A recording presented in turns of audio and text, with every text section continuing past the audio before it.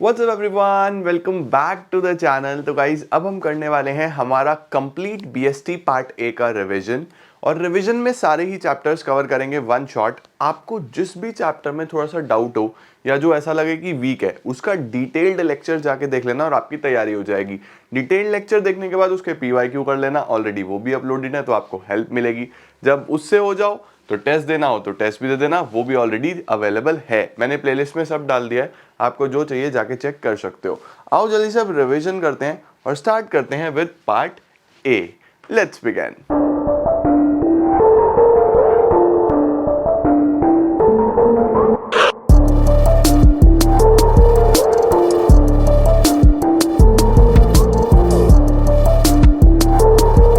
तो will start with chapter number 1, जिसमें सबसे पहले हमारे पास मैनेजमेंट की डेफिनेशन आ जाती है। Management is a process of getting things done with the aim of achieving goal effectively and efficiently. ठीक है, सबसे पहले प्रोसेस शब्द की अहमियत है।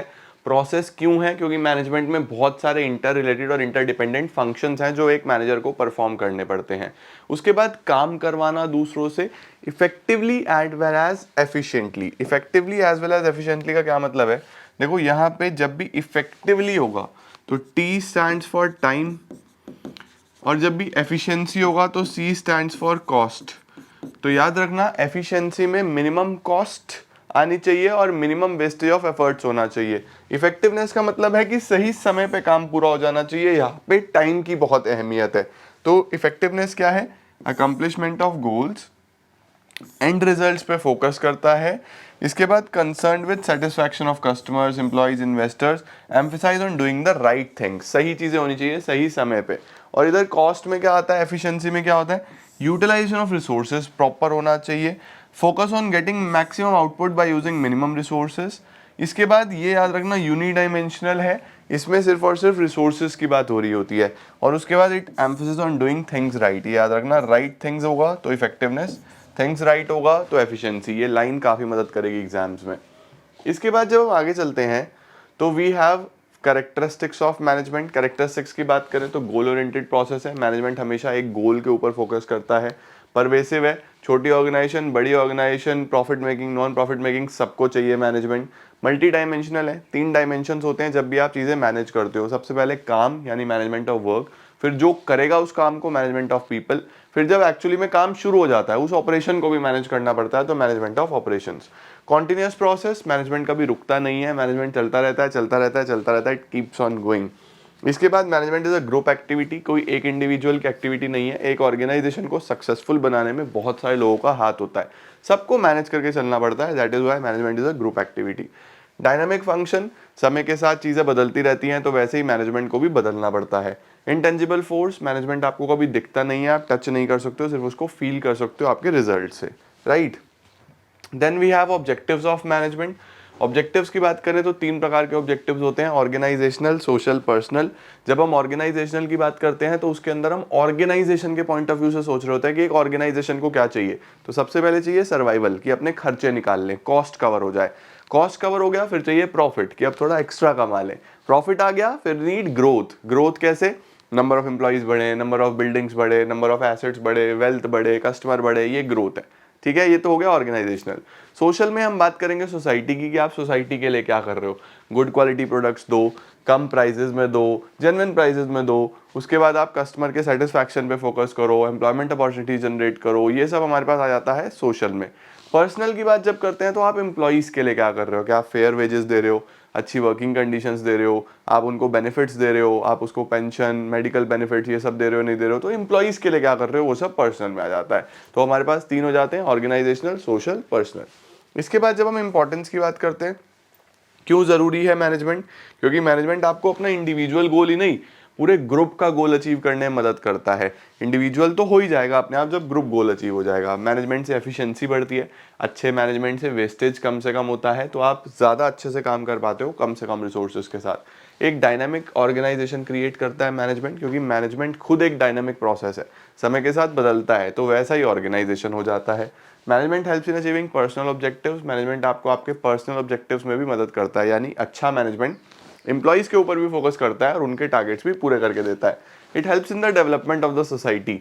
मैनेजमेंट सोसाइटी के लिए भी काफ़ी कंट्रीब्यूट करता है, जैसे एम्प्लॉयमेंट अपॉर्चुनिटीज जनरेट करना, काफ़ी समय पे चैरिटी डोनेशंस वगैरह करना, तो मैनेजमेंट डेवलपमेंट ऑफ सोसाइटी में भी काफ़ी मदद करता है। नेचर ऑफ मैनेजमेंट की बात करें तो मैनेजमेंट कुछ लोग कहते हैं साइंस है, कुछ लोग बोलते हैं आर्ट है, कुछ लोग बोलते हैं प्रोफेशन है। अगर मैं आपको इसका क्रक्स बताऊं तो मैनेजमेंट एक प्योर साइंस नहीं है, मैनेजमेंट एक आर्ट डेफिनेटली है, प्योर आर्ट है, और मैनेजमेंट एक प्रोफेशन भी अभी नहीं है, but management is on the way of becoming a profession, इस तरफ जा रहा है मैनेजमेंट, ठीक है। तो we can not say management as a full fledged profession, but हाँ मैनेजमेंट प्रोफेशन की तरफ बढ़ रहा है। साइंस होने के लिए किसी भी इंडिविजुअल या किसी भी चीज़ को चाहिए सिस्टमैटिक बॉडी ऑफ नॉलेज, जो कि मैनेजमेंट में है। जो साइंस के प्रिंसिपल्स हैं these are based on experimentation, management के प्रिंसिपल्स भी बेस्ड ऑन एक्सपेरिमेंटेशन है, बट ह्यूमंस के ऊपर है, तो ह्यूमंस को एग्जैक्टली डिफाइन कर पाना पॉसिबल नहीं है, तो ये फुलफिल नहीं होता। साइंस के प्रिंसिपल्स की यूनिवर्सल वैलिडिटी होती है, यानी सब जगह सेम चलते हैं। मैनेजमेंट के प्रिंसिपल्स की यूनिवर्सल वैलिडिटी नहीं है। दैट इज वाई हम लोग बोलते हैं कि मैनेजमेंट एक प्योर साइंस नहीं है, इनएग्जैक्ट या इम्प्योर साइंस हम बोल सकते हैं। आर्ट की बात करें तो सिस्टमैटिक बॉडी ऑफ नॉलेज चाहिए, मैनेजमेंट में होता है। पर्सनलाइज एप्लीकेशन, सबका अपना अपना अलग अलग आर्ट होता है, कैसे वो अप्लाई करते हैं नॉलेज को, मैनेजमेंट में भी ऐसा ही होता है। हर मैनेजर का अपना अलग तरीका होता है प्रॉब्लम सॉल्विंग का।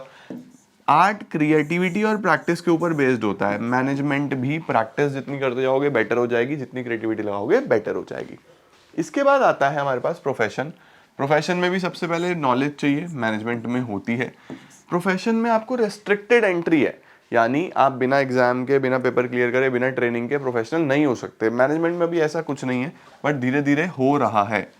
प्रेजेंस ऑफ प्रोफेशनल एसोसिएशंस, हमेशा प्रोफेशनल्स की एसोसिएशंस होती हैं, जैसे लॉयर्स की बार काउंसिल, डॉक्टर्स की मेडिकल काउंसिल, इस तरीके से। क्या मैनेजर्स की भी कोई काउंसिल है? मैनेजर्स की है, बट अभी उसके अंदर रजिस्टर करना कंपलसरी नहीं है, बट धीरे धीरे शायद हो जाए। एथिकल कोड, यानी हर प्रोफेशन के कुछ कोड ऑफ कंडक्ट होते हैं, रूल्स रेगुलेशंस होते हैं जिनको प्रोफेशनल्स फॉलो करते हैं। मैनेजमेंट में भी ऐसा कुछ नहीं है।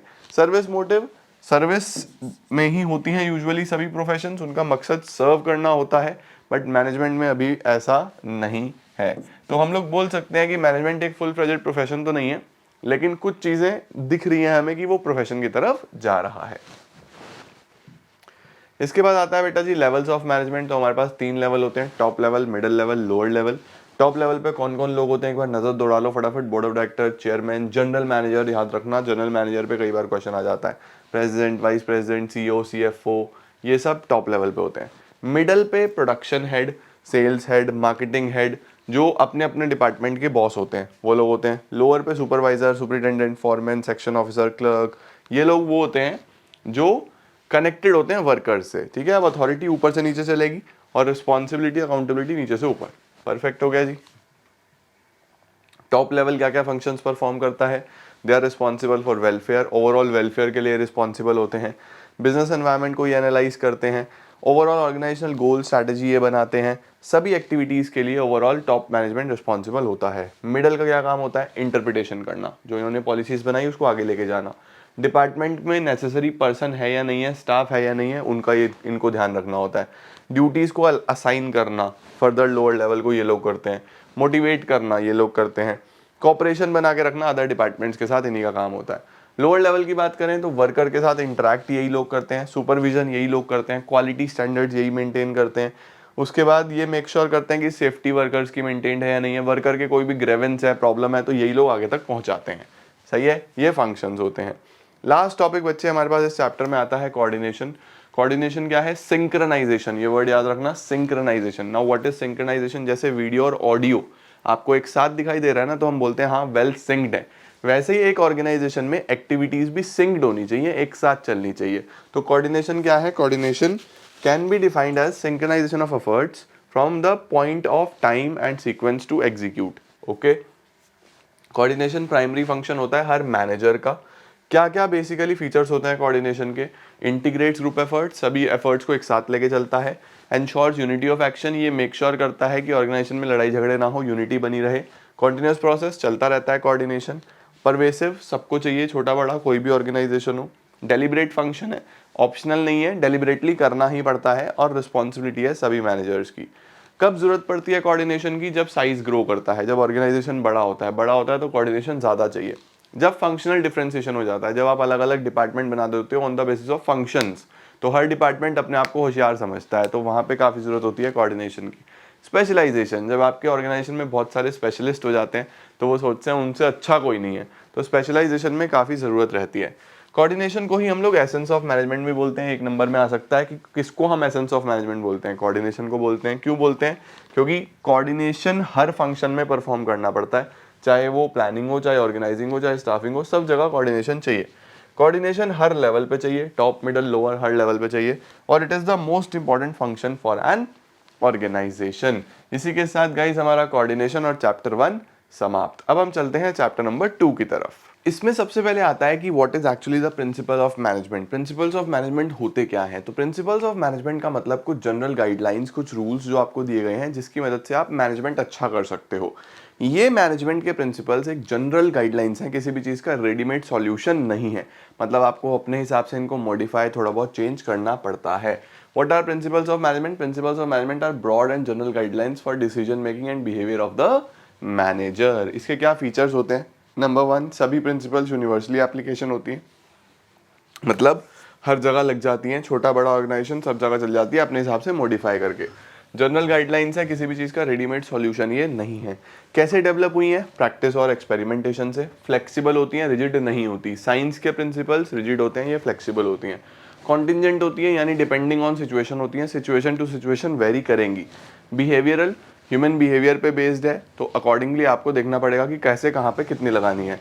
Based on cause and effect, यानी हर चीज़ का कॉज और इफेक्ट दोनों होगा, कि ऐसा करोगे तो ऐसा होगा, ये काफ़ी क्लियर है। ठीक है जी। अब हमारे पास क्यों ज़रूरी है प्रिंसिपल्स? क्योंकि प्रिंसिपल्स की मदद से आप ऑब्जेक्टिव सेट कर सकते हो, रिसोर्सेज को यूटिलाइज कर सकते हो, डिसीजंस काफ़ी साइंटिफिक होंगे, यानी कि गलत नहीं होंगे।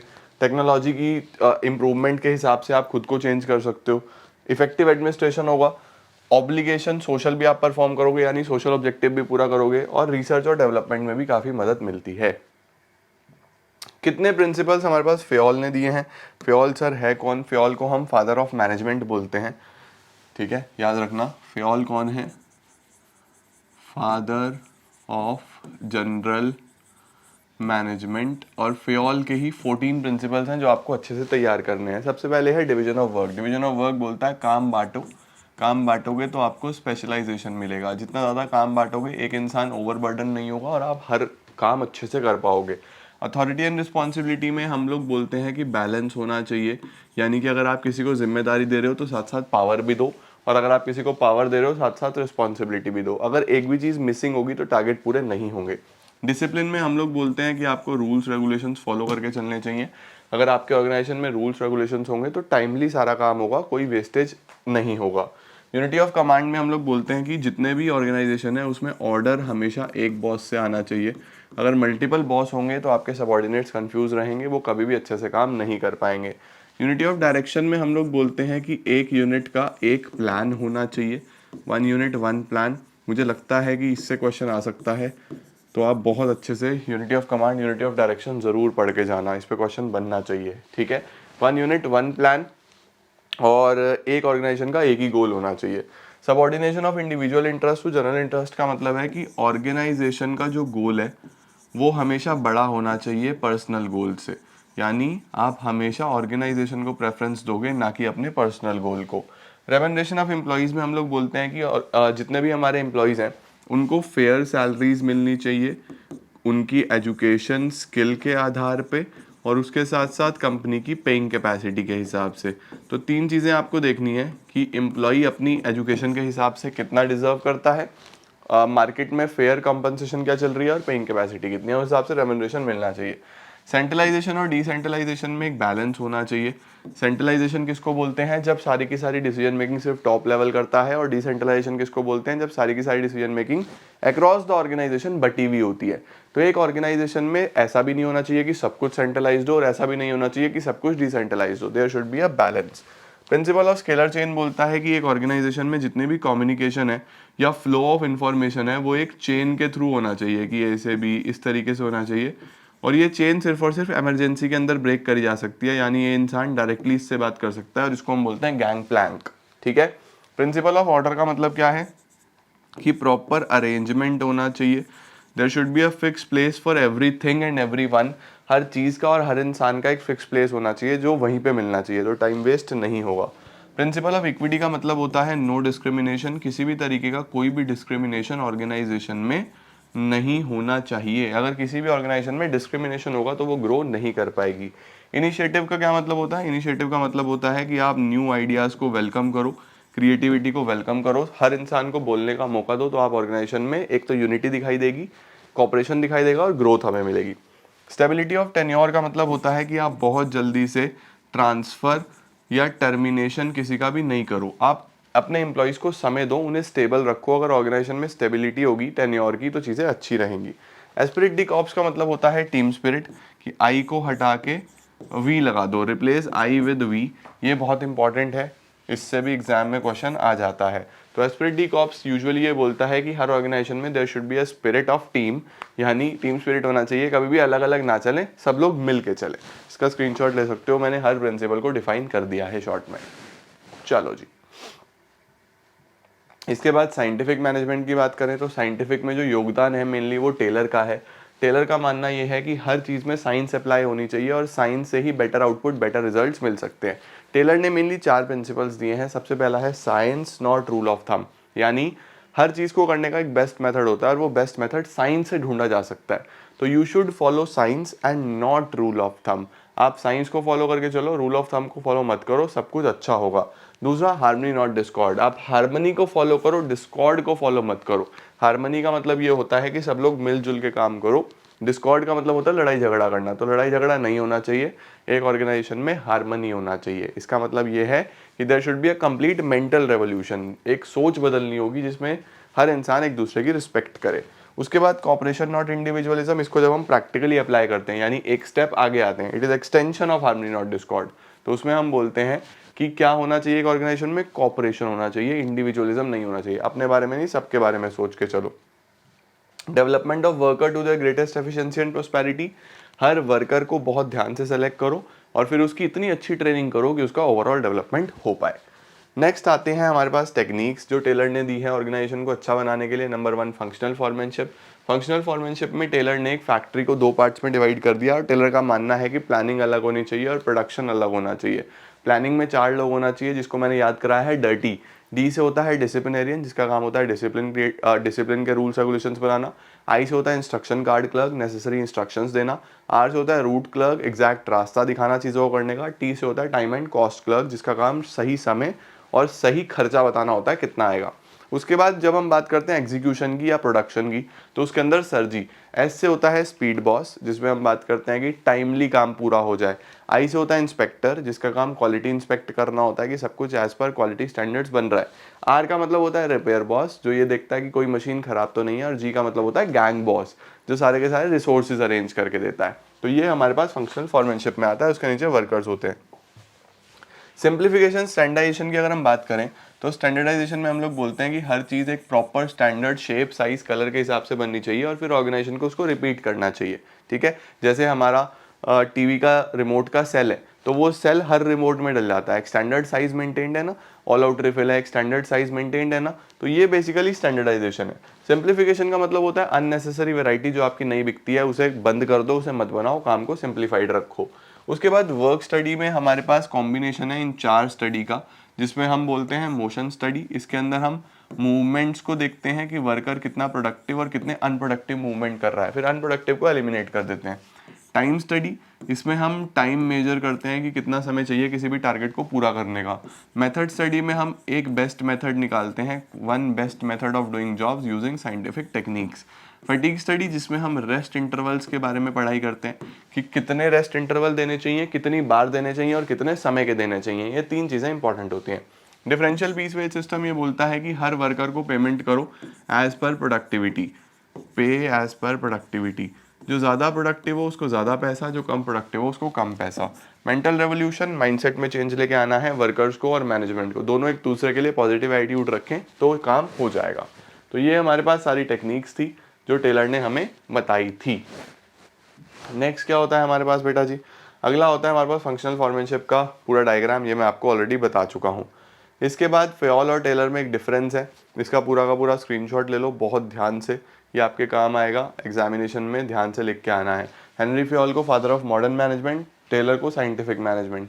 कॉन्सेप्ट क्या है इनका? थ्योरी ऑफ एडमिनिस्ट्रेशन, इनका है साइंटिफिक मैनेजमेंट। ये टॉप लेवल मैनेजमेंट पे फोकस करते हैं, ये लोअर लेवल, फ्लोर लेवल या शॉप लेवल पे फोकस करते हैं। इनकी जो प्रिंसिपल्स हैं यूनिवर्सली एप्लीकेबल हैं, ये सिर्फ स्पेशलाइज्ड ऑर्गेनाइजेशंस के लिए काम करती हैं। इन्होंने प्रिंसिपल्स पर्सनल एक्सपीरियंस से बनाई, इन्होंने ऑब्जर्वेशन एक्सपीरियंटेशन से बनाई। ये मैनेजरियल फंक्शन के लिए ओरिएंट करते हैं चीज़ों को, और ये प्रोडक्शन और इंजीनियरिंग के। इनका जो सिस्टम है वो है sharing of profit with manager. उनका है डिफरेंशियल पीस वेज सिस्टम। ये मैनेजर्स की अप्रोच बताते हैं, वो एक इंजीनियर्स की अप्रोच बताते हैं।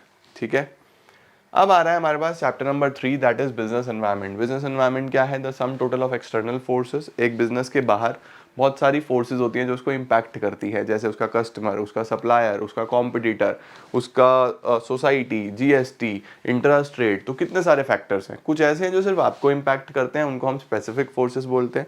आपका कस्टमर, सप्लायर, कॉम्पिटिटर, ये सिर्फ आप ही को इम्पैक्ट कर रहे हैं। कुछ ऐसे हैं जो ओवरऑल पूरे मार्केट को इम्पैक्ट करते हैं, जैसे जीएसटी, डीमोनेटाइजेशन, कोई कोर्ट का जजमेंट, कोई डिमांड में चेंज होना, ऐसी चीज़ें। ये सब होते हैं हमारे पास जनरल फोर्सेस, जिसमें कि 5 आ जाते हैं: political, economic, social, technological, legal. सब हम पढ़ने वाले हैं। अब फीचर्स की बात अगर हम करें बिजनेस एनवायरनमेंट की, तो टोटलिटी ऑफ एक्सटर्नल फोर्सेस, सभी एक्सटर्नल फोर्सेस का टोटल कर दो तो आ जाता है। रिलेटिविटी, रिलेटिविटी का मतलब होता है कि एरिया टू एरिया डिफर करता है business environment. Specific and general forces, कुछ सिर्फ आपको इम्पैक्ट करती हैं, कुछ जनरली हर बिजनेस को इम्पैक्ट करती हैं। इंटर रिलेटेड, हर फोर्स एक दूसरे से इंटर रिलेटेड है। डायनामिक, समय के साथ चेंज होती रहती है।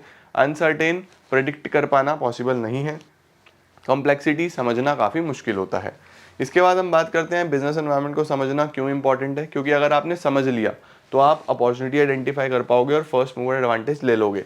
उसके बाद आप थ्रेट्स आइडेंटिफाई कर पाओगे कि कौन आपको नुकसान पहुंचा सकता है।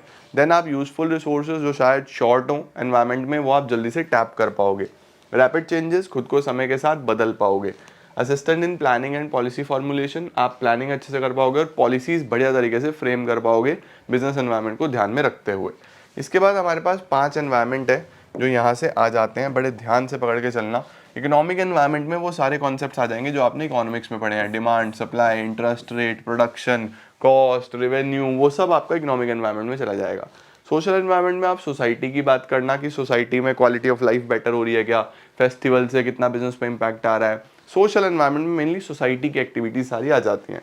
टेक्नोलॉजिकल में टेक्नोलॉजी, पहले बच्चे ऑफलाइन पढ़ते थे, आजकल ऑनलाइन पढ़ते हैं, तो सब टेक्नोलॉजिकल एनवायरनमेंट का पार्ट आ जाता है। पॉलिटिकल में हम लोग बात करेंगे स्टेबिलिटी, पीस कितना है नेशन में, गवर्नमेंट कितनी स्टेबल है, हमारे देश का दूसरे देश के साथ कैसे रिलेशंस हैं, ये सब पॉलिटिकल में आ जाता है। लीगल में हम कोर्ट जजमेंट बोलेंगे, एडमिनिस्ट्रेशन ऑर्डर्स बोलेंगे, जितनी भी चीज़ें हमारे इस तरीके की होती हैं जो लॉ से रिलेटेड है, कोई एक्ट है, कोई चीज़ है, तो वो सब लीगल एनवायरनमेंट में आ जाता है। ठीक है, ये हमारे पास बिजनेस एनवायरनमेंट के कंपोनेंट्स होते हैं। न्यू इकोनॉमिक पॉलिसी हमें करने की जरूरत नहीं है। After this will move forward to our chapter number 4, that is planning. यहाँ से आपके शुरू हो जाते हैं सारे फंक्शंस ऑफ मैनेजमेंट। फंक्शंस की बात करें तो 5 फंक्शंस होते हैं post DC: planning, organising, staffing, directing, controlling. ठीक है ना, planning, organising, staffing, directing, controlling. सबसे पहले प्लानिंग क्या होता है? Planning is thinking in advance, advance में सोचना, what is to be done, when it is to be done, who will do, how to do, ये सब प्लानिंग है। It bridges the gap between where we are and where we want to go. इसके बाद क्या planning के features होते हैं? Usually इसके फीचर्स मैनेजमेंट जैसे ही हैं। ये हमारा सबसे पहला प्राइमरी मैनेजरियल फंक्शन है। ये भी गोल ओरिएंटेड होता है, गोल पे फोकस करता है। परवेसिव, हर तरीके के ऑर्गेनाइजेशन को चाहिए। कॉन्टिन्यूस, प्लानिंग कभी खत्म नहीं होती। मेंटल प्रोसेस, क्योंकि इसके अंदर इंटेलेक्ट लगता है, दिमाग लगता है, तो एक मेंटल प्रोसेस है। Futuristic, planning is all about future. Decision making, इसमें आपको अच्छी डिसीजन मेकिंग करनी पड़ती है। ठीक है, क्योंकि एक काम को करने के बहुत सारे तरीके होते हैं, इसमें आपको सेलेक्ट करना पड़ता है कौन सा चाहिए। क्यों ज़रूरी है अच्छी प्लानिंग करना? क्योंकि प्लानिंग से आपको क्या मिल जाता है? एक डायरेक्शन मिल जाता है कि आपको किस तरफ चलना है। That is why planning is important. Risk of uncertainty काफ़ी कम कर देता है प्लानिंग। प्लानिंग से आप बिल्कुल भी अनसर्टेन नहीं रहते, क्योंकि आप पहले से ही हर चीज़ सोच लेते हो कि क्या हो सकता है। ओवरलैपिंग नहीं होती, वेस्टफुल एक्टिविटीज़ नहीं होती। ओवरलैपिंग का मतलब रिपीट होना, एक चीज़ 2 बार होना, 3 बार होना। जब सब कुछ वेल प्लान्ड है तो क्यों होगा? इनोवेटिव आइडियाज़, प्लानिंग में नए नए आइडियाज़ आप लगाते हो, दिमाग लगाते हो, तो इनोवेशन आता है। डिसीजन मेकिंग आपको मदद करता है डिसीजन मेकिंग में, क्योंकि एक अच्छे प्लानिंग में आप हर चीज़ पहले से ही एज्यूम करके चलते हो। स्टैंडर्ड्स फॉर कंट्रोलिंग, इसका मतलब ये एक बेस देता है जिसकी मदद से आप कंपेयर कर पाओगे कि आपने सब कुछ ठीक करा है या नहीं करा है। Attention, on objectives of the company. Planning हमेशा वही है, ऑब्जेक्टिव्स पे फोकस करता है। प्लानिंग के क्या क्या ड्रॉबैक्स हैं, सावधान इंडिया काफ़ी इंपॉर्टेंट है ये। Number 1, leads to rigidity. Planning एक बार हो गई तो लोग उसको बदल नहीं पाते, तो काफ़ी रिजिडनेस आ जाती है, फिक्स्ड हो जाती हैं चीज़ें। It may not work in dynamic environment. Planning बदलते समय में काम नहीं करता। क्यों? क्योंकि जैसे जैसे समय बदलता है प्लानिंग नहीं बदल पाते कई बार।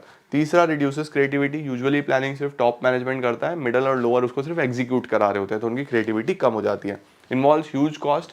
प्लानिंग यूजुअली हम एक्सपर्ट से कराते हैं, प्रोफेशनल से कराते हैं, तो काफ़ी खर्चा आता है, वो फ्री में नहीं करते। टाइम कंज्यूमिंग प्रोसेस, बहुत समय लगता है, कई बार इतने में अपॉर्चुनिटी मिस हो जाती है। Doesn't guarantee success. सब प्लान करने के बाद भी कोई गारंटी नहीं है कि जो प्लान आपके लिए पिछली बार काम कर गया था वो इस बार भी करेगा, तो planning doesn't guarantee success. Lack of accuracy. Planning बिल्कुल भी 100% एक्यूरेट नहीं होती, चीज़ें बदल जाती हैं, राइट। इसके बाद क्या आता है प्लानिंग में हमारे पास? प्लानिंग प्रोसेस, जिसको हम कैसे याद करते हैं? प्लानिंग प्रोसेस को बेटा जी हमने याद करा है एस डाइज इफ। कैसे याद करते हैं? एस डाइज इफ, याद रखना, भूल मत जाना। एस क्या है आपके पास? Setting objective. जो भी आपने ऑब्जेक्टिव सेट करा, आपने टारगेट सेट करे, उसको हम सेटिंग ऑब्जेक्टिव बोलते हैं। दूसरा, डेवलपिंग प्रीमिसेस। ये इंपॉर्टेंट है, एग्जाम में आ सकता है। प्रीमिसेस, प्रीमिसेस का मतलब होता है एजम्पशंस, फ्यूचर को लेके एजम्पशंस बनाना कि क्या हो सकता है, कैसा हो सकता है, उसको हम डेवलपिंग प्रीमिसेस बोलते हैं। उसके बाद identifying alternative course of action. Alternative course of action का मतलब अब चेक करना कि किस किस तरीके से काम हो सकता है, फिर उनको इवैल्यूएट करना, यानी पॉजिटिव्स और नेगेटिव्स चेक करना, उसको हम बोलते हैं evaluating alternative course of action. Then we select, इसमें जिसमें भी सबसे ज़्यादा पॉजिटिव्स होंगे और सबसे कम नेगेटिव्स होंगे उसको हम सेलेक्ट कर लेंगे। यहीं पे डिसीजन मेकिंग भी हो रहा है, था ना, प्लानिंग इन्वॉल्व डिसीजन मेकिंग, तो वो यही होता है।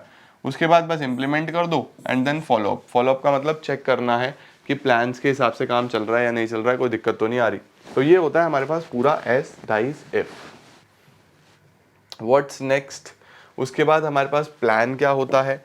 प्लान हमारे पास होता है बेटा जी एक वो लाइन जो ये बताता है कि गोल्स किस तरीके से पूरे होंगे, ठीक है। प्लान दो प्रकार के हो सकते हैं, कुछ होते हैं स्टैंडिंग, कुछ होते हैं सिंगल यूज। कुछ ऐसे होते हैं जो ना स्टैंडिंग है ना सिंगल यूज है। स्टैंडिंग होते हैं जो एक बार बना लंबे समय तक चलता रहेगा।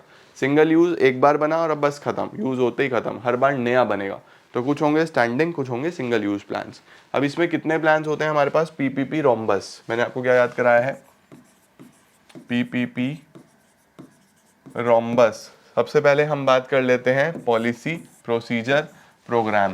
प्रोग्राम बेसिकली क्या होता है? इन सबका कॉम्बिनेशन, यानी एक बड़ा प्लान जिसके अंदर सब कुछ आ जाता है, उसको हम प्रोग्राम बोलते हैं। पॉलिसी क्या होता है? किसी भी चीज़ को सॉल्व करने की कोई जनरल स्टेटमेंट। आपको कोई प्रॉब्लम आ रही है, उसको सॉल्व कैसे करें, उसको हम पॉलिसी बोलते हैं। जैसे कंपनी का बहुत पैसा मर रहा था, बैड डेट हो रहे थे, प्रॉब्लम थी, क्यों हो रहा था? क्योंकि उधार देते थे, तो उन्होंने कहा नो क्रेडिट पॉलिसी, हम उधार देंगे ही नहीं, प्रॉब्लम सॉल्व हो जाएगी, ठीक है या नहीं है। एक पर्टिकुलर ऑर्गेनाइजेशन के अंदर हम लोग देख रहे थे कि लोग बहुत बार्गेन करते थे, बहुत प्रॉब्लम होती थी, तो उन्होंने पॉलिसी बना दी फिक्स प्राइस शॉप, कोई बार्गेन ही नहीं होगा।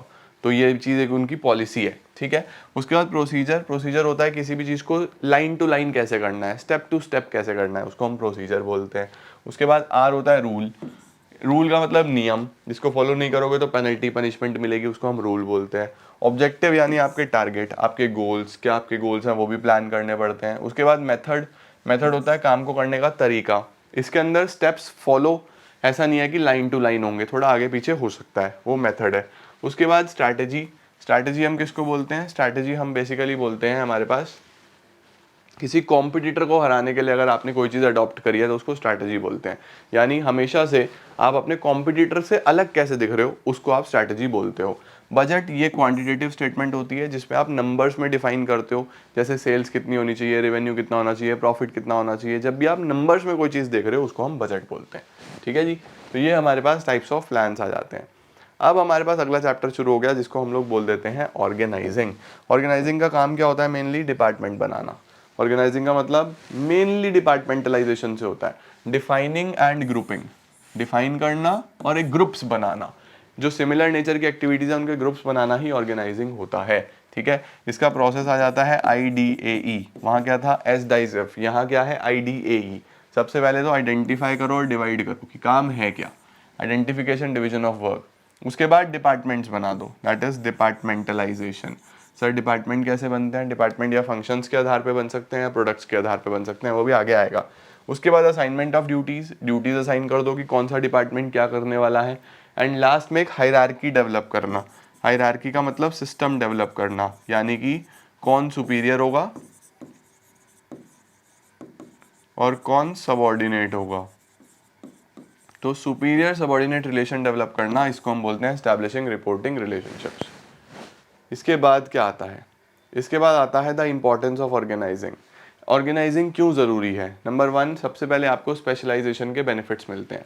स्पेशलाइजेशन के बेनिफिट्स का क्या मतलब है कि देखो, जब एक डिपार्टमेंट एक ही काम बार बार कर रहा होगा तो ऑब्वियसली वो उसको काम को करने में परफेक्ट हो जाएगा, तो स्पेशलाइजेशन मिलेगा। डेवलपमेंट ऑफ पर्सोनल, लोगों को काम बांटा जाता है, लोगों को काम दिया जाता है, तो उनका खुद का भी डेवलपमेंट होता है। एडाप्टेशन टू चेंज, आप खुद को समय के अनुसार चेंज करते हो, नई नई चीज़ों के हिसाब से काम करते हो, तो एडाप्टेशन एक हैबिट आ जाती है। रोल क्लैरिटी, सुपीरियर सबऑर्डिनेट कौन कौन है काफ़ी क्लियर होता है, तो ओवरलैपिंग, रिसोर्सेज का वेस्टेज नहीं होता। इफेक्टिव एडमिनिस्ट्रेशन, रूल्स रेगुलेशंस काफ़ी क्लियर होते हैं, तो एडमिनिस्ट्रेशन आसान होता है। क्लैरिटी इन वर्किंग रिलेशनशिप, कौन सुपीरियर कौन सबऑर्डिनेट ये काफ़ी क्लियर होगा, तो किसी भी तरीके का डुप्लीकेशन ओवरलैपिंग नहीं होगा। नेक्स्ट क्या आता है हमारे पास, span of management. Span of management का मतलब होता है कितने सबऑर्डिनेट्स इफेक्टिवली मैनेज कर लेगा एक सुपीरियर। एक सुपीरियर कितने अच्छे से सबऑर्डिनेट्स को मैनेज कर रहा है, इसको हम स्पैन ऑफ मैनेजमेंट बोलते हैं। Next is organisation structure. Structure किसको बोलते हैं? एक नेटवर्क को, एक फ्रेमवर्क को, जो डिफाइन करता है कि ऑर्गेनाइजेशन कैसी दिखेगी। दो तरीके का हो सकता है, फंक्शनल, डिविजनल।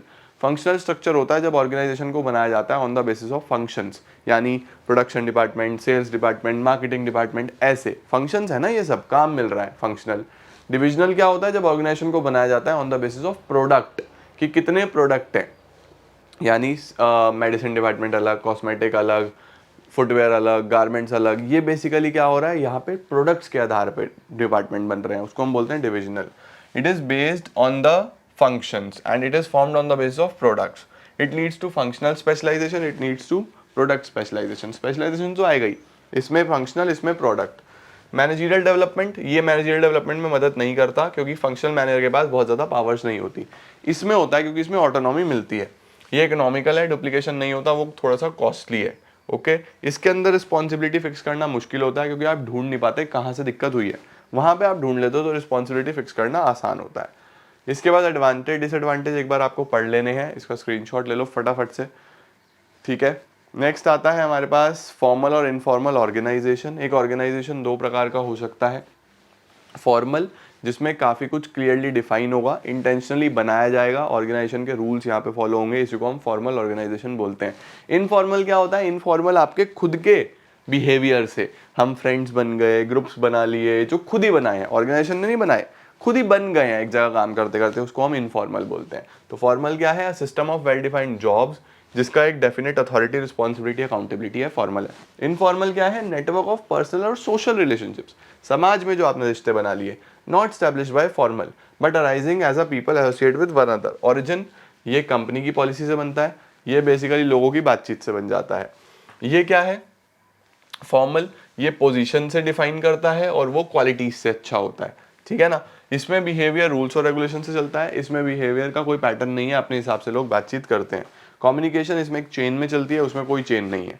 इसके बाद ये रिजिड है, ये फ्लेक्सिबल है, इसमें मैनेजर्स ही लीडर्स होते हैं, उसमें ज़रूरी नहीं है, लीडर ग्रुप चूज करता है कौन होगा, ठीक है। इसके बाद एडवांटेज डिसएडवांटेज एक बार आप देख लोगे, इसमें कम्युनिकेशन स्लो होती है, उसमें फास्ट होती है, इसमें डिसीजन मेकिंग स्लो होती है, उसमें फास्ट होती है, तो इस तरीके की चीज़ें हैं, ठीक है। नेक्स्ट टॉपिक आ रहा है बच्चे हमारे पास डेलीगेशन और डिसेंट्रलाइजेशन। तो डेलीगेशन क्या होता है? ये याद रखना कि डेलीगेशन दो लोगों के बीच में एक रिलेशनशिप है, एक सुपीरियर और एक सबऑर्डिनेट, बस इसके अंदर दो ही लोग होते हैं, इसके अंदर पूरी ऑर्गेनाइजेशन नहीं होती। बस एक सुपीरियर जो है वो कई बार अगर ओवरबर्डन्ड है तो वो अपना काम इसको दे देगा, बोलेगा यार ये वाला काम प्लीज़ आप कर दो। यानी एक सुपीरियर अपने इमीडिएट सबऑर्डिनेट को जब अपना थोड़ा सा काम देता है, उसको हम क्या बोलते हैं? डेलीगेशन। डेलीगेशन क्या है?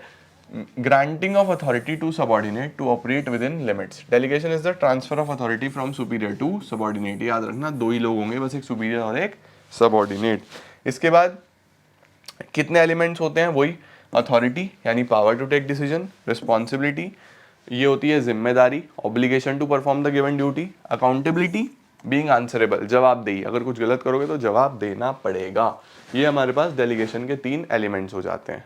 आगे चलें, तो आप लोग authority, responsibility, accountability, authority can be delegated, can not be, याद रखना। उसके बाद ये फॉर्मल पोजीशन से बनता है, ये अथॉरिटी से, और ये रिस्पॉन्सिबिलिटी से, ये डाउनवर्ड, ये अपवर्ड, ये अपवर्ड। ओके, इसके बाद डेलीगेशन के क्या इंपॉर्टेंस है। मैनेजमेंट अच्छा हो जाता है क्योंकि एक एम्प्लॉई ओवरबर्डन था, उसने अपना काम बांटा, अच्छा मैनेजमेंट होगा। जिसको काम दिया उसका डेवलपमेंट होगा, मोटिवेशन मिलेगा उसको कि यार मुझे भी इज्जत मिल रही है। ऑर्गेनाइजेशन का ग्रोथ होता है, आगे बढ़ता है, अच्छे लीडर्स मिलते हैं, कोऑर्डिनेशन बनता है, और मैनेजमेंट सिस्टम का ये पार्ट है। नेक्स्ट है सेंट्रलाइजेशन, डिसेंट्रलाइजेशन। ये हम फ्योल में भी पढ़ के आ चुके हैं। जब सारी डिसीजन मेकिंग एक ही जगह से होती है, टॉप मैनेजमेंट से होती है, उसको सेंट्रलाइजेशन बोलते हैं। जब डिसीजन मेकिंग बांट दी जाती है हर लेवल तक, देखो डेलीगेशन में सिर्फ 2 लोगों के बीच में था, सुपीरियर, सबऑर्डिनेट, लेकिन डिसेंट्रलाइजेशन में हर लेवल पे बांट दी जाएगी, यानी पूरी ऑर्गेनाइजेशन को पावर दी जाएगी अपने अपने लेवल पे, उसको हम डिसेंट्रलाइजेशन बोलते हैं। ओके, डिसेंट्रलाइजेशन के इंपॉर्टेंस काफी मिलते जुलते हैं डेलीगेशन के इंपॉर्टेंस से, क्योंकि इसमें भी काम बांटा जा रहा है। देखो उसमें भी क्या होगा, इनिशिएटिव डेवलप होगा, जिसको काम दोगे वो अच्छे से करेगा ना। नंबर 2, टैलेंट मिलेगा आपको फ्यूचर के लिए कि कौन आपका फ्यूचर में अच्छा मैनेजर हो सकता है। डिसीजन मेकिंग फटाफट होगा, ग्रोथ देखने को मिलेगी, कंट्रोल अच्छा होगा, और इनिशिएटिव और क्रिएटिविटी डेवलप होगा। नेक्स्ट चैप्टर हमारे पास शुरू हो रहा है, दैट इज स्टाफिंग। अब प्लानिंग हो गया, ऑर्गेनाइजिंग हो गया, स्टार्ट करेंगे स्टाफिंग के साथ। तीसरा फंक्शन ऑफ मैनेजमेंट, आपने पहले प्लान कर लिया सब कुछ, फिर आपने डिपार्टमेंट्स बना लिए, अब इसके अंदर आप स्टाफ की बात कर रहे हो कि कौन लोग चाहिए, कहाँ पे चाहिए, क्या क्वालिफिकेशन होनी चाहिए। तो क्या है staffing? It is described as a function of filling and keeping filled. याद रखना, फिलिंग, लोगों को भरना है और फिर भर के रखना है। ऐसा नहीं है एक बार लोग ले आए 3 दिन बाद भाग गए छोड़ के, तो पोजीशन बनी रहनी चाहिए। स्टाफिंग आता है finding the right person for the right job, having right qualification, doing right work at the right time.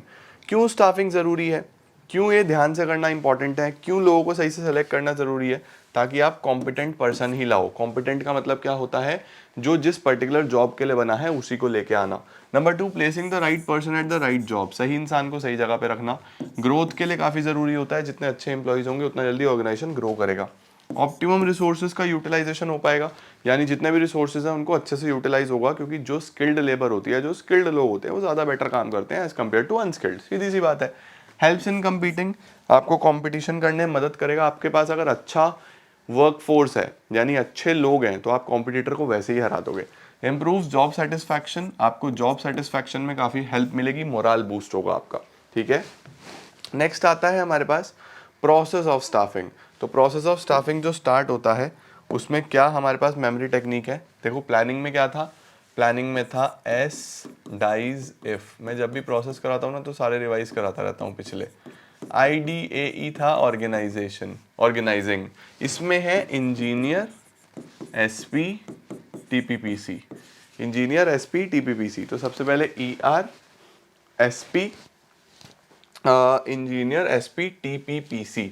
ठीक है, परफेक्ट हो गया, क्लियर हो गया। अच्छा जी, आओ अब चेक करते हैं। सबसे पहले ई क्या है, estimating the man power requirement. Estimating man power requirement का क्या मतलब होता है, देखो कितने लोगों की जरूरत है। इसके लिए हमें क्या करना पड़ता है, इसके लिए हमें करना पड़ता है वर्क लोड एनालिसिस, यानी रिक्वायर्ड कितने हैं, वर्क फोर्स एनालिसिस, अभी कितने काम कर रहे हैं, फिर दोनों को कंपेयर कर दो। Number 2, recruitment.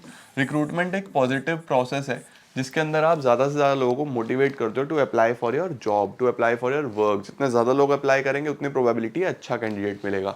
Then we have selection, फिर आपको सेलेक्ट करना है। ये एक नेगेटिव प्रोसेस है, 1 नंबर में आ सकता है कौन सा पॉजिटिव कौन सा नेगेटिव। सिलेक्शन एक नेगेटिव प्रोसेस है, जिसमें आप बहुत सारे कैंडिडेट्स में से अपने काम के कैंडिडेट्स को सेलेक्ट करते हो, बाकी को रिजेक्ट कर देते हो। उसके बाद we have placement and orientation. इसको ऐसे ही करेंगे, placement and orientation. Placement and orientation का मतलब, अब जो आपने सेलेक्ट करा है उसको जॉब पे प्लेस करना और उसका ओरिएंटेशन कराना। ओरिएंटेशन का मतलब जान पहचान कराना लोगों के साथ। उसके बाद उसकी ट्रेनिंग करनी पड़ती है, डेवलपमेंट का ध्यान रखना पड़ता है। Then we have performance appraisal, क्योंकि TPPC है ना, तो उसको क्या बोलते हैं, परफॉर्मेंस अप्रेजल। उसके बाद प्रमोशन और उसके बाद कंपनसेशन। तो ट्रेनिंग एंड डेवलपमेंट हो गया, फिर प्रमोशन होना चाहिए, परफॉर्मेंस अप्रेजल हो पहले तो। अप्रेजल का मतलब कि चेक करो कि ठीक से काम हो रहा है या नहीं हो रहा है। उसके बाद प्रमोशन एंड देन कंपनसेशन, यानी उसके वेजेस वगैरह तय करो, कितना पैसा देना है कितना नहीं देना। तो ये था हमारे पास स्टाफिंग प्रोसेस, जिसमें ER, SP, TPPC याद रखना। क्या क्या कंपोनेंट्स होते हैं स्टाफिंग के, रिक्रूटमेंट मैंने ऑलरेडी बता दिया आपको। रिक्रूटमेंट का मतलब ज़्यादा से ज़्यादा लोगों को मोटिवेट करना ताकि वो आपकी जॉब के लिए अप्लाई करें। सिलेक्शन, जो भी बेस्ट कैंडिडेट है उसको सेलेक्ट करना। ट्रेनिंग एंड डेवलपमेंट, ट्रेनिंग एक स्किल का होता है, डेवलपमेंट ओवरऑल होता है। अगर आप किसी इंडिविजुअल को कोई एक स्किल सिखा रहे हो तो आप उसकी ट्रेनिंग कर रहे हो और ओवरऑल वो डेवलप हो रहा है तो दैट इज डेवलपमेंट, ठीक है। रिक्रूटमेंट के कितने सोर्सेज हैं? रिक्रूटमेंट के मेनली दो सोर्सेज होते हैं, इंटरनल, एक्सटर्नल। इंटरनल क्या होता है? जब आप ऑर्गेनाइजेशन के अंदर से एम्प्लॉय को ढूंढते हो उसको हम बोलते हैं इंटरनल, जब बाहर से लाते हो तो उसको बोलते हैं एक्सटर्नल। इंटरनल में दो होते हैं, प्रमोशन, प्रमोशन होता है जब आप नीचे से ऊपर किसी भी एम्प्लॉय को प्रमोट कर दो, ये वर्टिकल माने आता है। ट्रांसफर हॉरिजॉन्टल होता है जब लेवल सेम रहता है, पे सेम रहता है, बस एक जगह से उठा के दूसरे डिपार्टमेंट में डाल दिया जाता है, उसको हम क्या बोलते हैं? ट्रांसफर। ये इंटरनल होते हैं, ये याद रखना, ऑर्गेनाइजेशन के अंदर से ही। इसके बाद आता है एक्सटर्नल सोर्सेज। एक्सटर्नल में हमारे पास बहुत सारे सोर्सेज हैं। कौन कौन से एक्सटर्नल सोर्सेज हैं हमारे पास रिक्रूटमेंट के? सबसे पहला और जो बहुत पॉपुलर है वो है कैंपस रिक्रूटमेंट। कैंपस होता है कॉलेज कैंपस से बच्चों को लेना। बड़ी बड़ी कंपनीज कॉलेजेस में जाती हैं, कैंपस से बच्चों की जॉब्स लगती हैं, उसको हम बोलते हैं कैंपस रिक्रूटमेंट। इसके बाद we have direct recruitment. Direct recruitment क्या होता है? ये हमारे पास गेट पे बोर्ड लग जाता है, गेट पे, फैक्ट्री गेट पे, ऑफिस के गेट पे लगा होता है कि आप डायरेक्टली इंटरव्यू के लिए आ सकते हो, तो उसको हम बोलते हैं डायरेक्ट रिक्रूटमेंट। अगर आपके पास पहले से ही कोई लिस्ट है जिसके अंदर आपके ऑलरेडी सेलेक्टेड कैंडिडेट्स हैं और आप उसी में से सेलेक्ट कर लेते हो तो उसको हम बोलते हैं कैजुअल कॉलर्स, ठीक है। उसके बाद आप एडवर्टीजमेंट कर सकते हो दो तरीके से। एक तरीके से कर सकते हो अलग अलग सोशल मीडिया पे कि हमें लोगों की ज़रूरत है, बाहर से आ जाओ, एडवर्टीजमेंट। अगर टीवी पे कर रहे हो तो एडवर्टीजमेंट ऑन टीवी। अगर आप सिर्फ और सिर्फ इंटरनेट के थ्रू, जैसे बहुत सारी वेबसाइट्स हैं, jobstreet.com, naukri.com, बहुत सारी वेबसाइट्स हैं, तो वो web publishing, world wide web, www. है ना। उसके बाद लेबर कॉन्ट्रैक्टर क्या होता है? जब आप किसी एक इंडिविजुअल को कॉन्ट्रैक्ट बेसिस पे बोलते हो कि भैया मुझे इतने लेबर की ज़रूरत है, आप मुझे ला के दे दो किसी भी काम के लिए। आजकल बहुत सारी कंपनीज हैं जो ये काम करती हैं, आपको कुछ नहीं करना, बस उनको एक अपनी रिक्वायरमेंट बतानी है, वो आपको सारा का सारा सिलेक्शन प्रॉपर करके देंगी और आपको बोलेंगी ये लो, ये एम्प्लॉयज़ आपके लिए सुटेबल है, ठीक है। रिकमेंडेशन ऑफ पास्ट एम्प्लॉयज़ या present employees. Recommendation of present employees में होता है कि जो आपके लिए अभी ऑलरेडी काम कर रहे हैं, आप उनसे रिकमेंडेशन ले लेते हो कि भैया बताओ हमें कुछ लोगों की ज़रूरत है, आपकी कोई रिकमेंडेशन है, जान पहचान है। Employment exchange basically government exchanges हैं जिसके अंदर गवर्नमेंट के द्वारा चलाए गए एक्सचेंज मदद करते हैं दो लोगों को मिलाने में। एक इंसान कौन है? जिसको लोगों की ज़रूरत है, और एक कौन है? जिसको जॉब की ज़रूरत है। दोनों को मिला दिया। अगर प्राइवेट इंडिविजुअल ये काम कर रहे हैं उसको प्लेसमेंट एजेंसीज बोलते हैं। तो हमारे पास बहुत सारे सोर्सेज हैं, एक्सटर्नल सोर्सेज, जिसमें आप इजीली स्टाफिंग कर सकते हो, ठीक है। इसके बाद हमारे पास क्या आता है? सिलेक्शन प्रोसेस, कि आपको अगर सेलेक्ट करना है किसी एम्प्लॉय को तो क्या प्रोसेस चलेगा। सबसे पहले आपको प्रिलिमिनरी स्क्रीनिंग करनी पड़ेगी, यानी सबसे पहले आप अपनी बेसिक रिक्वायरमेंट चेक करोगे कि भैया क्या क्वालिफिकेशन होनी चाहिए, किस तरीके का इंसान होना चाहिए, preliminary screening. Then you have selection test. Selection test में 5 टेस्ट होते हैं, ये इंपॉर्टेंट है, सावधान इंडिया है, जिसको मैं बोलता हूँ पति टेस्ट। पी क्या है? पर्सनालिटी, ठीक है। पर्सनालिटी में हम लोग बेसिकली ओवरऑल पर्सनालिटी चेक करते हैं किसी भी इंडिविजुअल की। Then we have aptitude. Aptitude क्या होता है? पोटेंशियल, कि आप कितने अच्छे से कोई नई स्किल सीख पाओगे। ट्रेड, आपके पास एग्जिस्टिंग स्किल्स कौन सी हैं। इंटेलिजेंस, जिसमें आप IQ चेक करते हो। और इंटरेस्ट, कि आपका इंटरेस्ट किस फील्ड में है, उधर ही आपको जॉब देंगे। तो 5 चीज़ें हमारे पास टेस्ट में आती हैं जो आपको पता होनी चाहिए। टेस्ट के बाद इंटरव्यू होता है। इंटरव्यू में क्या होता है? ओरल डिस्कशन होता है, कॉन्फिडेंस चेक करना, बॉडी लैंग्वेज चेक करना, ये इंटरव्यू का काम होता है। फिर रेफरेंस और बैकग्राउंड चेक करा जाता है कि एम्प्लॉय का बैकग्राउंड क्या है, पिछली वाली ऑर्गेनाइजेशन से क्यों छोड़ा, भाग के तो नहीं आया, चोरी तो नहीं करी, रेफरेंस चेक करना। देन सिलेक्शन डिसीजन, जो सब कुछ सब में फिट बैठता है उसका सिलेक्शन करा जाता है। सिलेक्शन के बाद फिर उसका मेडिकल होता है कि फिजिकली भी फिट है या नहीं है, कहीं पता चले फिट ही ना हो, 3 दिन बाद बीमार हो जाए। फिर उसको ऑफर दिया जाता है कि ठीक है, यू आर फिट और आप हर चीज़ के लिए परफेक्ट हो, अब आपको हम इतना इतना पैसा ऑफर करेंगे, ये चीज़ें ऑफर करेंगे। एक एम्प्लॉय जो ऑफर को एक्सेप्ट करेगा फिर उसको एक फाइनल कॉन्ट्रैक्ट दिया जाएगा जिसको हम बोलते हैं कॉन्ट्रैक्ट ऑफ एम्प्लॉयमेंट, यानी ऑफर आने के बाद आपकी इच्छा है कि आपको एक्सेप्ट करना है या नहीं करना है। नेक्स्ट क्या आता है हमारे पास? ट्रेनिंग के क्या बेनिफिट्स होते हैं और ट्रेनिंग कितने प्रकार की होती है। तो देखो, ट्रेनिंग होता क्या है, किसी भी एम्प्लॉय को जब कोई नई चीज़ सिखाई जाती है उसको हम ट्रेनिंग बोलते हैं। अब ट्रेनिंग के ऑर्गेनाइजेशन को क्या फ़ायदे हैं? लर्निंग टाइम कम हो जाता है, परफॉर्मेंस अच्छी हो जाती है, एटीट्यूड बिल्ड हो जाता है और मैन पावर अच्छे से मैनेज हो जाता है। और एम्प्लॉय जिसको ट्रेनिंग दी जा रही है उसको क्या क्या फ़ायदा है? एक तो अच्छा करियर, ज़्यादा पैसा कमाएगा, एक्सीडेंट कम होंगे और मोराल उसका काफ़ी बूस्टेड रहेगा। उसके बाद ट्रेनिंग कितने प्रकार की होती है? 2, ऑन द जॉब और of the job. On the job कौन सी होती है? लर्निंग वाइल डूइंग, करते करते सीख जाओ। ऑफ द जॉब कौन सी होती है? पहले सीखो फिर काम मिलेगा। ऑन द जॉब में काफ़ी पॉपुलर है हमारे पास सबसे पहले अप्रेंटिसशिप प्रोग्राम, जिसके अंदर हम लोग देखते हैं इलेक्ट्रीशियन, कारपेंटर, इनके साथ छोटे छोटे चिंटू घूम रहे होते हैं और वो चिंटू क्या कर रहे होते हैं, बस उसको ऑब्जर्व कर रहे होते हैं अपने बॉस को कि वो कैसे काम कर रहा है, क्या कर रहा है, किस तरीके से कर रहा है। ऑब्जर्व करते करते वो सारा काम सीख जाते हैं, उसको हम अप्रेंटिसशिप बोलते हैं। इंटर्नशिप, जिसके अंदर कॉलेज से बच्चे जाते हैं और अलग अलग कंपनीज के लिए काम करते हैं, वहाँ का कल्चर देखते हैं, पैटर्न देखते हैं, चीज़ें सीख जाते हैं। इंडक्शन ओरिएंटेशन, लोगों की जान पहचान कराना, अच्छे से उनको फैमिलियर कराना ऑर्गेनाइजेशन के रूल्स पॉलिसीज़ के साथ, इसको इंडक्शन ओरिएंटेशन बोलते हैं। और ऑफ द जॉब में एक ही आपके सिलेबस में है जिसको हम बोलते हैं वेस्टिब्यूल स्कूल। वेस्टिब्यूल स्कूल में क्या होता है, एक सिमिलर एनवायरनमेंट बनाया जाता है, एक डेमो मशीन पे आपको प्रैक्टिस कराई जाती है और फिर जब आप उस मशीन में परफेक्ट हो जाते हो तो फिर आपको एक्चुअल प्लेस पे ले जाके एक्चुअल काम दिया जाता है, इसको बोलते हैं ऑफ द जॉब ट्रेनिंग। और ट्रेनिंग खत्म होने के साथ साथ हमारा स्टाफिंग भी हो जाता है समाप्त। अब हम चलते हैं डायरेक्टिंग की तरफ। Sir what is directing? Directing में 4 चीज़ें आती हैं जहाँ पे एक लीडर, एक बॉस, एक मैनेजर डायरेक्ट करेगा, काम बताएगा अब शुरू करो। भाई प्लानिंग होगी, डिपार्टमेंट्स बन गए, लोग आ गए, अब लोगों से काम शुरू कराओ, तो यहाँ से एक्चुअल एक्शन शुरू होता है। अभी तक चीज़ें बस चल रही थी, अब एक्शन असली यहाँ से शुरू होगा। क्या है डायरेक्टिंग? इंस्ट्रक्ट करना, गाइड करना, इंस्पायर करना, कोचिंग देना, लीड करना, मोटिवेट करना एम्प्लॉइज़ को कि वो परफेक्टली काम कर पाएँ। क्या फीचर्स है? इनिशिएट एक्शन, यहाँ से काम शुरू होता है, कॉन्टिन्यूस है, लगभग सारे फंक्शंस कॉन्टिन्यूस हैं, हर लेवल पे चलता है, टॉप मिडल लोअर सबको चाहिए, टॉप से बॉटम चलता है, ऊपर वाला नीचे वाले को तो बताएगा, और परफॉर्मेंस ओरिएंटेड है, परफॉर्मेंस पे फोकस रहती है। क्यों ज़रूरी है डायरेक्टिंग? काम शुरू कराने के लिए, एम्प्लॉइज़ के एफर्ट्स को एक साथ लेके चलने के लिए, एम्प्लॉइज़ को गाइड करने के लिए, इंट्रोडक्शन ऑफ नीडेड चेंजेस, समय के हिसाब से बदलाव लाने के लिए, और उसके बाद स्टेबिलिटी और बैलेंस लाने के लिए। कितने एलिमेंट्स हैं डायरेक्टिंग में? 4 एलिमेंट्स हैं, supervision, motivation, leadership, communication. Supervision की बात करेंगे तो सिर्फ मीनिंग पता होना चाहिए। सुपरविजन का मतलब जब आपको कोई ऊपर से सुपरवाइज कर रहा है, कोई लीडर, कोई मैनेजर, कोई डायरेक्टर आपको ऊपर से बैठ के देख रहा है कि आप ठीक से काम कर रहे हो या नहीं कर रहे हो, इसको हम सुपरविजन बोलते हैं। उसके बाद वी हैव मोटिवेशन। मोटिवेशन क्या होता है? एक ऐसा प्रोसेस जिसमें आप किसी को फोर्सफुली नहीं, आप किसी को इस तरीके से उसके बिहेवियर को चेंज करते हो कि उसको इंटरनली एक पुश मिले और वो किसी भी काम को करने के लिए डायरेक्शन मिल जाए, उसको हम मोटिवेशन बोलते हैं। It is a process of stimulating people to action to accomplish desired goals. क्या कैरेक्टरिस्टिक्स है मोटिवेशन के? मोटिवेशन एक इंटरनल फीलिंग है, यानी इंटरनली आता है, बाहर से नहीं खरीद सकते। मोटिवेशन एक गोल डायरेक्टेड बिहेवियर प्रोड्यूस करता है कि जो आपका गोल है उसी की तरफ आप जाओगे। मोटिवेशन पॉजिटिव भी हो सकता है, नेगेटिव भी हो सकता है, यानी काम दोनों तरीके से हो जाएगा, प्यार से भी, डंडे से भी। कुछ लोग प्यार से काम करा लेते हैं, कुछ डरा के काम करा लेते हैं, तो मोटिवेशन दोनों हो सकते हैं। कॉम्प्लेक्स प्रोसेस है, समझना आसान नहीं है, और ये कॉन्टीन्यूस प्रोसेस है। कॉन्टीन्यूस मतलब चलता रहता है, चलता रहता है, मोटिवेशन भी खत्म नहीं होगा, आपको बार बार मोटिवेशन की जरूरत पड़ेगी। अब मोटिवेशन के ऊपर एक बहुत इंडिविजुअल इंपॉर्टेंट थ्योरी है जिसको हम बोलते हैं मैस्लो की थ्योरी। मैस्लो की थ्योरी अब्राहम मैस्लो ने दी है। इन्होंने बोला कि कोई भी इंसान मोटिवेटेड होगा 5 चीज़ों को लेके, यानी हर इंसान की 5 नीड्स हैं जिसको लेके वो मोटिवेट होगा। एक बार वो नीड पूरी हो गई तो फिर वो दोबारा मोटिवेट नहीं होगा। कौन कौन से ऑर्डर में चलती हैं ये नीड्स? देखो, people behaviour based on their needs, उसके बाद पीपल की नीड्स एक ऑर्डर में होती हैं, हायरार्किकल ऑर्डर में, उसके बाद एक सेटिस्फाइड नीड लोगों को मोटिवेट नहीं करती।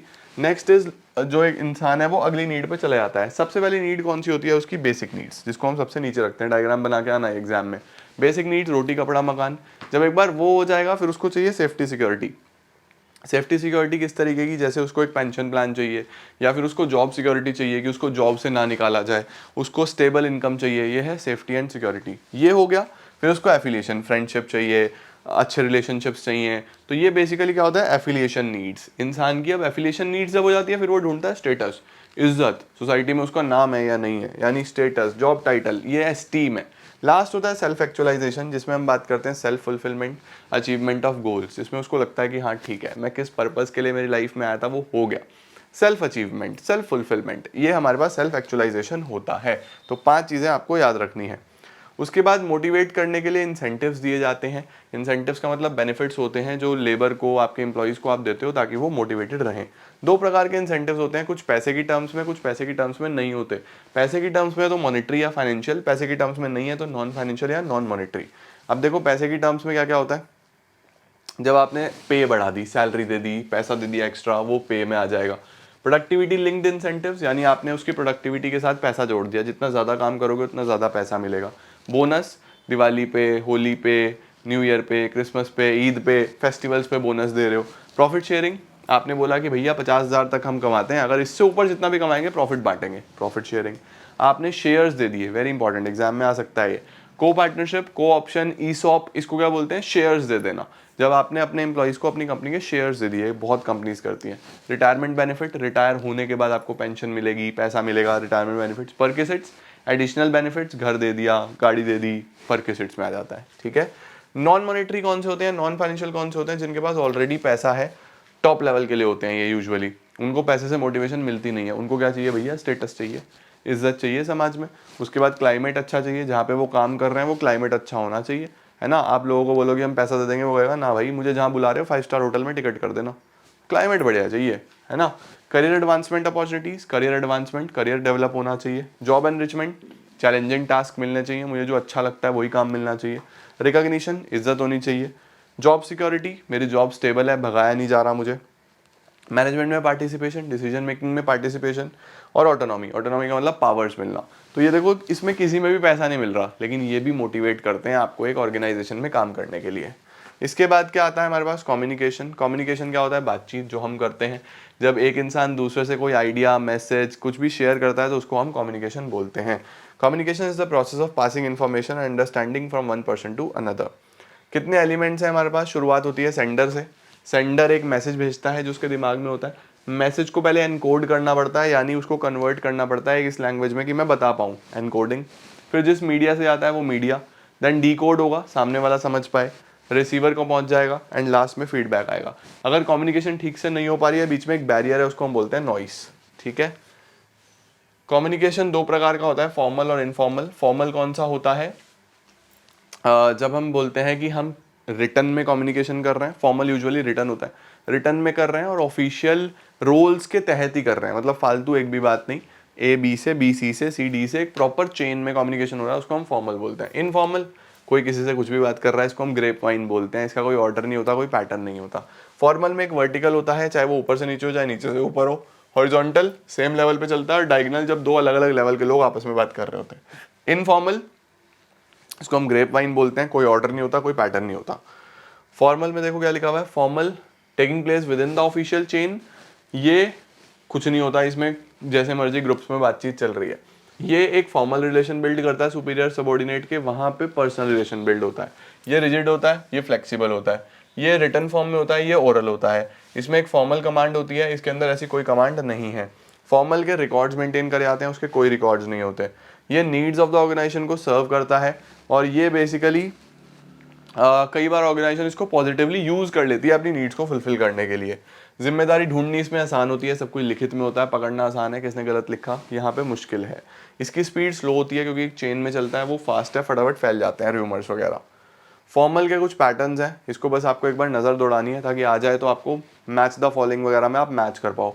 इसको सिंगल चेन बोलते हैं, इसको व्हील पैटर्न बोलते हैं, इसको सर्कल बोलते हैं जब एक इंसान दो से कम्युनिकेटेड होता है। फ्री फ्लो, कोई कहीं भी बात कर रहा है। और इन्वर्टेड वी, जब सी अपने बॉस से यानी बी से भी बात कर रहा है और उसके बॉस से ए से भी बात कर रहा है। ये बस एक बार नज़र दौड़ा लो। उसके बाद इनफॉर्मल में देखो, कोई भी कहीं भी बात करता है, इसका कोई पैटर्न नहीं है। ग्रेप वाइन, गॉसिप, कोई किसी से भी कर रहा है। क्लस्टर, इस तरीके से ग्रुप्स में बातचीत होती है। प्रोबेबिलिटी, कुछ भी कहीं भी चलता है। सिंगल स्ट्रेंड, इस तरीके से चेन है लेकिन बात इनफॉर्मल हो रही है, ठीक है। कई बार बात करते हुए बैरियर्स आते हैं, उनको हम बोलते हैं बैरियर्स टू इफेक्टिव कम्युनिकेशन। क्या क्या बैरियर्स आ जाते हैं हमारे पास, देखो हमारे पास बैरियर्स में सबसे पहले सिमेंटिक बैरियर्स आते हैं। सिमेंटिक, ध्यान रखना, ये एनकोडिंग डीकोडिंग के बैरियर्स होते हैं, यानी या तो आपने गलत समझाया या सामने वाले ने गलत समझा। जैसे बैडली एक्सप्रेस मैसेज, अलग अलग सिंबल के अलग अलग मीनिंग होते हैं, तो सामने वाला गलत समझ रहा है। उसके बाद गलत ट्रांसलेट कर दिया ट्रांसलेटर ने। अजम्पशन क्लैरिफाइड नहीं थे। टेक्निकल जार्गन, कुछ टेक्निकल शब्द यूज़ करे तो सामने वाले को समझ ही नहीं आया। तो देखो, एनकोडिंग डिकोडिंग, समझने समझाने से रिलेटेड। बॉडी लैंग्वेज नहीं समझ में आ रहा। ये साइकोलॉजिकल होते हैं, स्टेट ऑफ माइंड से, आपका माइंड कहीं और बिजी है, ऑलरेडी ऑक्यूपाइड है, तो ये इसमें आ जाते हैं। ऑर्गेनाइजेशन की पॉलिसी कैसी है, नहीं, इसके अंदर ये आएगा, इसके अंदर ये वाले आएंगे। Pre mature evaluation. Pre mature evaluation का मतलब कि आपने क्या करा, ये याद रखना बेटा, ये इधर नहीं है। ये ऑर्गेनाइजेशन की पॉलिसी, ऑर्गेनाइजेशन के रूल्स, स्टेटस का डिफरेंस, ये सब ऑर्गेनाइजेशनल बैरियर है। ऑर्गेनाइजेशनल बैरियर का मतलब कि ऑर्गेनाइजेशन में क्या क्या प्रॉब्लम्स आ रही थी। साइकोलॉजिकल की बात करें तो साइकोलॉजी, माइंड हमारा, जैसे डिस्ट्रस्ट, मैं दिमाग से भरोसा ही नहीं करता किसी पे, तो उसकी बात ही नहीं सुनूंगा। पुअर रिटेंशन, में रिटेन नहीं कर पा रहा चीज़ें। लैक ऑफ अटेंशन, दिमाग कहीं और है तो भी बात समझ में नहीं आएगी। प्री मैच्योर इवैल्यूएशन, बात खत्म होने से पहले ही मैंने खुद असम्पशन बना लिया, उसको प्री मैच्योर इवैल्यूएशन बोलते हैं। पर्सनल बैरियर्स, मेरी आपस में किसी से लड़ाई झगड़ा है तो मुझे उसकी बात अच्छी नहीं लगेगी, मैं सुनूंगा नहीं। लैक ऑफ कॉन्फिडेंस नहीं होता कई बार सुपीरियर को सबॉर्डिनेट में, इंसेंटिव नहीं मिलते बात करने पे, फियर ऑफ अथॉरिटी, डर लगता है कोई चैलेंज ना कर दे अथॉरिटी को, और अनविलिंगनेस टू कम्युनिकेट, कोई बात करना ही नहीं चाहता तो क्यों करेगा। ये सारे पर्सनल बैरियर्स में आ जाता है, ठीक है। नेक्स्ट क्या आता है हमारे पास, कम्युनिकेशन को कैसे बेटर करना है। ये एक बेसिक रीडिंग वाला टॉपिक है, आप पढ़ सकते हो इसको, ठीक है। लीडरशिप क्या है, leadership is the ability to shape the attitude of others, दूसरों के एटीट्यूड को शेप करना, अपने हिसाब से चेंज करना, उसको हम लीडरशिप बोलते हैं। 3 प्रकार की लीडरशिप स्टाइल्स होती हैं। ऑटोक्रेटिक, जिसको हम बॉस सेंटर्ड बोलते हैं, इसको हम क्या बोलते हैं, इसको हम बोलते हैं बॉस सेंटर्ड। ऑटोक्रेटिक, ऑथोरिटेटिव, इसमें डिसीजन मेकिंग सारी की सारी सेंट्रलाइज होती हैं, बस बॉस के पास होती हैं। जो उसने बोल दिया तो बोल दिया, जो कह दिया सो कह दिया, ना सुनना ना बताना, बस this is it, no if no but, ये होती है ऑटोक्रेटिक। लेजी फेयर क्या होती है, फ्री रेन, ये होती है बेसिकली कि सबॉर्डिनेट फ्री हैं, वो सब खुद करें, यानी कि ये बॉस है, ये सबसे ऊपर बैठ गया, और बी सी डी ई ये एम्प्लॉयज हैं, ये बस आपस में ही सारा काम कर रहे हैं, इन्हें अब किसी भी तरीके का बॉस से लेना देना नहीं है, ऑर्गेनाइजेशन बस ये लोग चला रहे हैं। तो ये कौन सा होता है, लेजी फेयर या फिर फ्री रेन हम इसको बोलते हैं।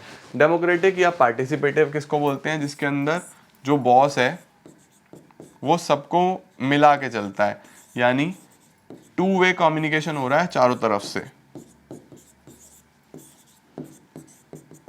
ये क्या है, ये हमारे पास डेमोक्रेटिक लीडरशिप होता है। तो हमारे पास ऑटोक्रेटिक आ गया, डेमोक्रेटिक आ गया और लेजी फेयर आ गया, ये आपको पता होना चाहिए, सही है। 3 प्रकार की लीडरशिप होती है।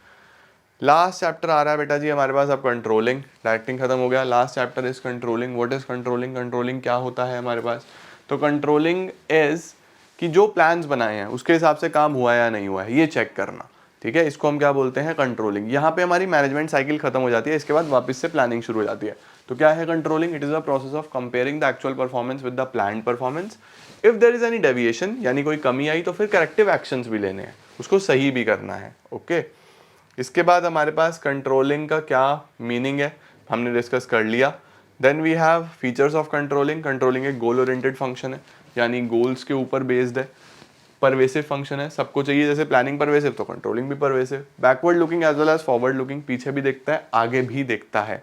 सर पीछे कैसे देखता है कंट्रोलिंग, देखो पीछे प्लान्स के हिसाब से काम हुआ है नहीं हुआ यही तो चेक करना है, और अगर कोई कमी निकली तो आगे सही करके कैसे प्लान करना है, तो फॉरवर्ड लुकिंग भी है, राइट। इसके बाद कंट्रोलिंग एक कॉन्टिन्यूस प्रोसेस है, कभी रुकता नहीं है। इसके बाद हमारे पास इंपॉर्टेंस ऑफ कंट्रोलिंग। कंट्रोलिंग क्यों जरूरी है, ताकि इंप्लॉई मोटिवेटेड रहे, ऑर्डर डिसिप्लिन बना रहे, है ना, कोऑर्डिनेशन बना रहे, परफॉर्मेंस इंप्रूव हो, कोई गलती ना हो, एरर्स कम से कम हो, गोल्स अचीव हो जाए, एक्यूरेसी मेंटेन हो सके, ये सब आता है। कंट्रोलिंग के प्रोसेस पे बच्चे जब हम आते हैं तो कंट्रोलिंग का प्रोसेस हमारे पास शुरू कहाँ से होगा, नंबर 1 सबसे पहले setting up of performance standard. Standard set करते हैं हम लोग सबसे पहले कि हमें क्या करना है, किस तरीके से करना है, क्या गोल है। उसके बाद मेजरमेंट करते हैं कि एक्चुअल में परफॉर्मेंस कैसा हुआ है। देन हम इन दोनों को कंपेयर कर देते हैं, ठीक है। उसके बाद अगर कोई गलती निकलती है तो उसको हम बोलते हैं एनालाइजिंग डेविएशन। डेविएशन 2 तरीके से एनालाइज करी जाती है, एक तो होता है क्रिटिकल पॉइंट कंट्रोल, एक होता है management by exception. Critical point control बोलता है कि आप सब कुछ पे तो फोकस नहीं कर सकते, की एरियाज पे फोकस कर लो, की रिजल्ट एरियाज पे फोकस कर लो, वो इंपॉर्टेंट है। और मैनेजमेंट बाय एक्सेप्शन बोलता है कि आप एक लिमिट सेट करो। A manager who tries to control everything end up controlling nothing. तो एक लिमिट सेट करो, उस लिमिट के हिसाब से ही आप काम करो, उस लिमिट के हिसाब से करोगे तो बहुत बढ़िया होगा। लिमिट से बाहर कोई चीज जा रही है उसको फटाफट करेक्ट करो, लिमिट के अंदर थोड़ा बहुत डेविएशन तो चलता है, ठीक है। ये एनालाइजिंग डेविएशन है। और लास्ट में करेक्टिव एक्शंस, कुछ गलती है तो उसको ठीक करना है। इसके बाद एक लास्ट टॉपिक आता है the relationship between planning and controlling. इसको जरूर देख लेना बेटा जी, इंपॉर्टेंट क्वेश्चन है। ये ऐसे भी आ सकता है कि planning and controlling are considered as inseparable twins of management, ठीक है, या planning and controlling are 2 sides of the same coin, ऐसे भी आ सकता है। तो वहाँ पे आपको यही लिख के आना है, पहले तो दोनों की डेफिनेशन लिख देना, उसके बाद लिख देना planning and controlling both are forward as well as backward looking, दोनों ही बैकवर्ड लुकिंग भी है और फॉरवर्ड लुकिंग भी है, ये लिख देना। उसके बाद लिख देना both are inter related interconnected, planning के बिना कंट्रोलिंग कुछ नहीं है, कंट्रोलिंग के बिना प्लानिंग कुछ नहीं है।